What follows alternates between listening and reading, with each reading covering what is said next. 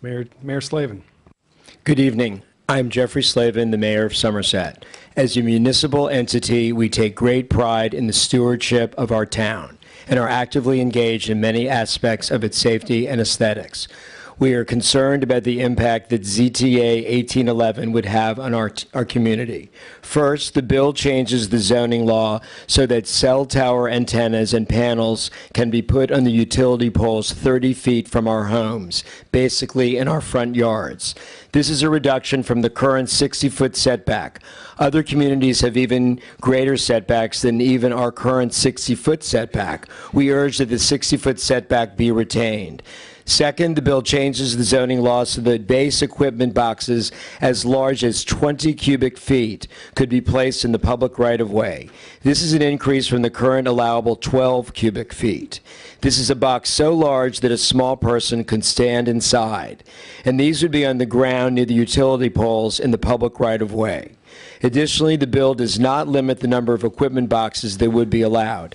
These towers and this equipment could be installed with no notice to the community and no prior hearing. In our town, we have above-the-ground utility poles. Antennas attached to utility poles occur as limited use, and therefore there is no hearing.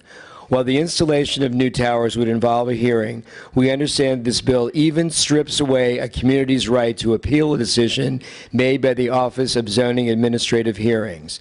The only recourse would be expensive litigation initiated by residents and paid for out of our own pockets. We are also concerned about the detrimental effect this would have on our home values.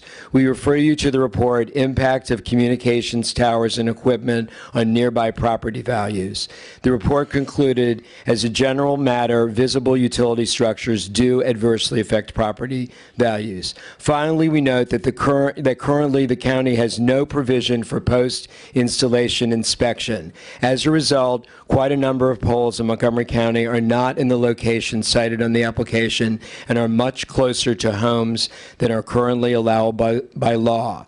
Certainly, a provision in this legislation should be instituted to mandate post-installation inspection and certification so that the poles are in the current place and operating safely.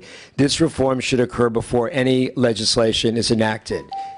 We understand the Council is concerned about the latest FCC rules which prohibit de facto and de jure moratoria on small cell deployment. However, other jurisdictions around the country that face the same regulatory challenges have successfully created zoning plans which do not take away the community's right to public notice.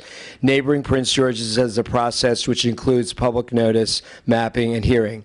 Why are setbacks reduced to 30 feet in Montgomery County? Thank you very much, everyone.